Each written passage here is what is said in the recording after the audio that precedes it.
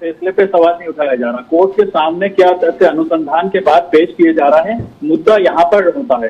Court के सामने आप अगर काली फिल्म दिखाएंगे तो वो काला निर्णय देंगे, सफेद फिल्म दिखाएंगे तो सफेद निर्णय देंगे।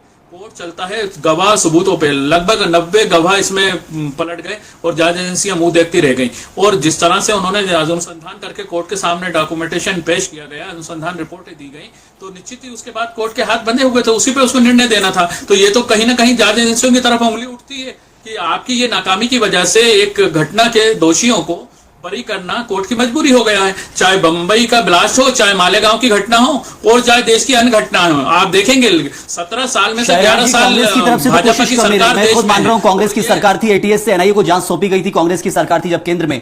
लेकिन उसके बाद यदि एनआईए खुद जांच करती है और उसके बाद कुछ निकल कर नहीं आता है, बेकसूर कर दिया जाता है, तो फिर इसको मानना पड़ेगा, क्योंकि आपके नेता इमरान प्रतापगढ़ी कहते हैं कि ये फैसला इंसाफ नहीं माना।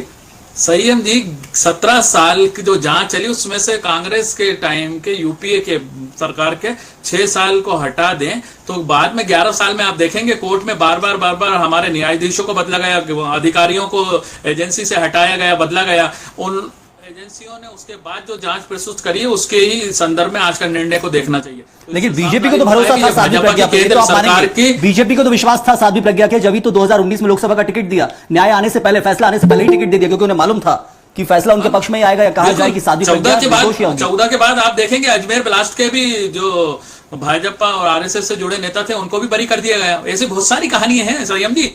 आज देश बहुत समझदार हो गया है और भाजपा के चाल चलित चेहरे को समझ गया है कि ये किस तरह से न्यायपालिका पे भी अपना जोर आजमाइश कर रहा है, ये किसी से छुपा नहीं है। और जो तथ्यों के तोड़ मरोड़ के न्यायालय के सामने पेश करेंगे उसके निर्णय इसी तरह से आएंगे। ये भाजपा की खुशी मनाने की वो नहीं है, ये संविधान की एक तरह से हत्या हो रही है। न्याय प्रक्रिया को आप दूषित कर रहे हो और 17 साल की जांच में 11 साल आपके पास से आप बोल रहे हो साध्वी को 19 में टिकट दे दिया, तो निश्चित ही ये भाजपा को मालूम था कि उसमें निर्णय क्या आना है। तो ये तो आपकी बात पे और मोहर लग रही है कि ये इनके द्वारा एजेंसियों को, अधिकारियों को प्रभावित किया गया जिन्होंने दूषित बीजेपी प्रवक्ता भी जुड़े नहीं है बीजेपी और के उसके नेता, बाद समझ आ गया कि आज का निर्णय उसी दिशा में। आपके सवाल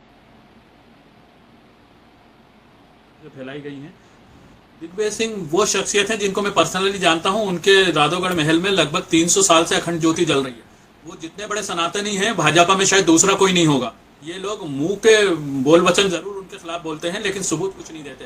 भाजपा और आरएसएस दिग्विजय सिंह से परेशान इसलिए रहते हैं कि वो सत्य के निकट रहते हैं और कई बार इन्होंने मानहानि के केस उनके ऊपर करे हैं लेकिन किसी में भी टिके नहीं है और इन्होंने अपने केस वापस लिए हैं। ये झूठा प्रलाप करते हैं, राजनीतिक फायदा लेते हैं और ये सनातन और सैफरोन भगवा आतंकवाद के नाम पर अपनी राजनीतिक रोटियां सेकने की इनकी साजिश है।